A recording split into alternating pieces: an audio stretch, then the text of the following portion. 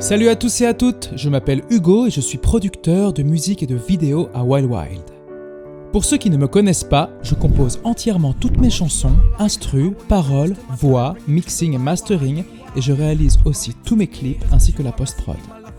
Je compose et réalise autant pour moi-même que pour les autres artistes, blogueurs, youtubeurs, sportifs, événementiels, mariages et musiciens en tout genre. Et dans ce tutoriel, nous allons voir avec Filmora 11 comment se filmer seul et comment réaliser un vidéoclip sans l'aide de personne. Pour cela, je vais vous donner quelques astuces concernant le matériel souhaité et quelques techniques pour optimiser votre vidéoclip.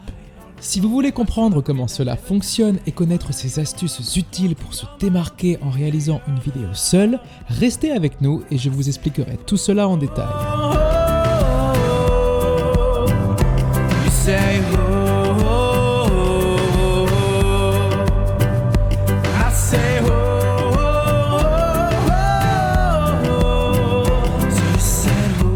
Tout d'abord, gardez à l'esprit ceci. Une bonne vidéo donne envie aux gens d'écouter votre message. En effet, le côté technique derrière la création d'une vidéo est donc également important et c'est exactement ce dont nous allons parler aujourd'hui. En premier lieu, je vous invite à faire l'acquisition d'un bon trépied car c'est indispensable pour démarrer des speeches face caméra, mais cela peut l'être aussi pour réaliser son premier vidéoclip.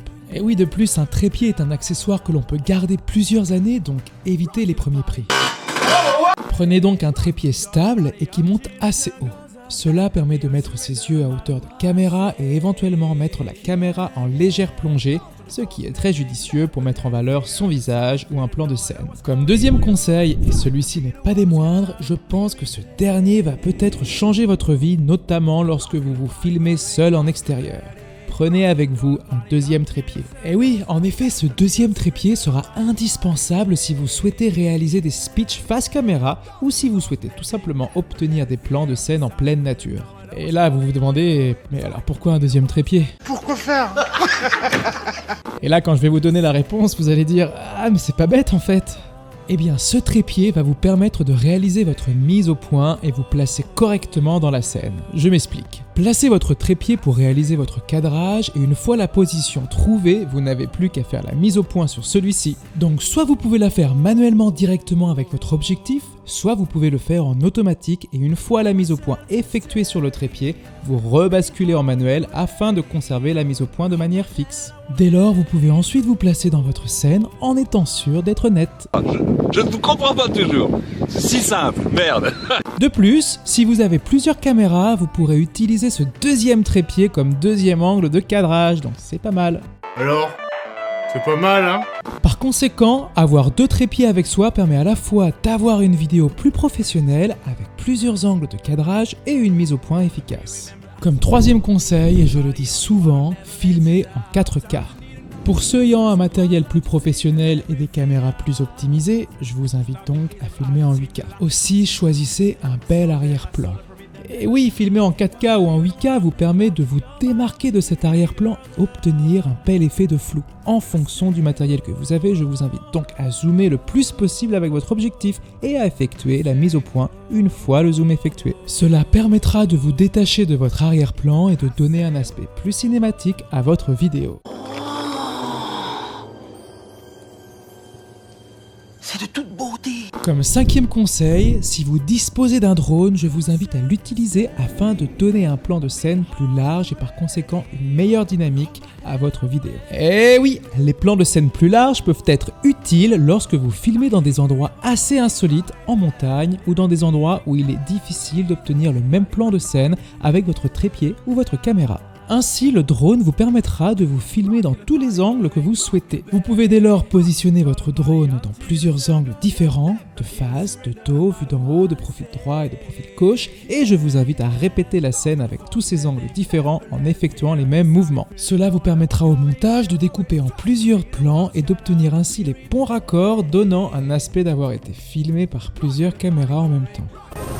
Petite futée. Ainsi, en règle générale, que vous filmiez à l'intérieur ou en extérieur, ce qui est primordial est de bien préparer sa vidéo. Cela te permet d'être mieux organisé lorsque tu vas shooter, mais c'est surtout en post-production que tu vas gagner du temps au montage. Aussi, ne te focalise pas forcément sur la qualité de l'image, mais plutôt sur la qualité de ton histoire. En fait, peu importe que ton matériel soit très cher ou peu cher, le plus important est que tes plans, tes images aient une bonne cohérence. Il ne doit pas y avoir de faux raccords, que ce soit en termes de luminosité, colorimétrie et par conséquent au niveau de l'étalonnage qu'en termes de mouvement en lui-même. Et oui, en effet, si tu tournes par exemple la tête vers la droite, le plan d'après doit être en raccord et donc doit te voir tourner la tête vers la droite. Cela permet à ceux qui visionneront ta vidéo de ne pas décrocher avec ton scénario et d'apporter quelque chose de beaucoup plus cinématique. Je suis bien d'accord avec la grosse.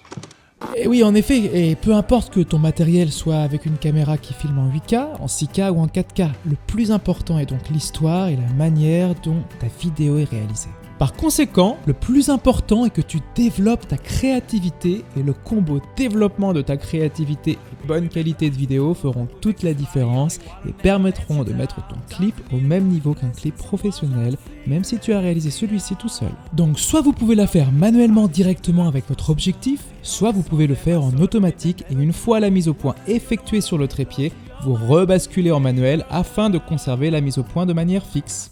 Tu vois, je te l'avais dit. Allez viens. Et voilà, si vous avez des questions, n'hésitez pas à partager avec la communauté dans l'espace commentaire. N'hésitez pas non plus à soumettre vos idées de tutos que vous aimeriez voir apparaître sur la chaîne Filmora 11.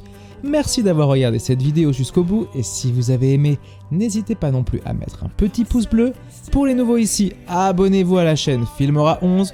Nous avons plein de tutos qui arrivent toutes les semaines sur la chaîne en question. Nous, on se dit à la prochaine et surtout, restez créatifs.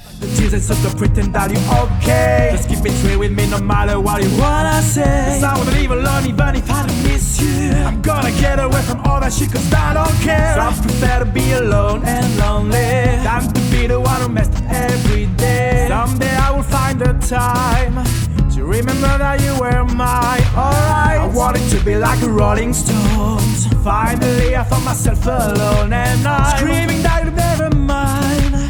Watching myself losing my mind. 'Cause I'm everything but for you and I'm done. So I prefer to be on my own.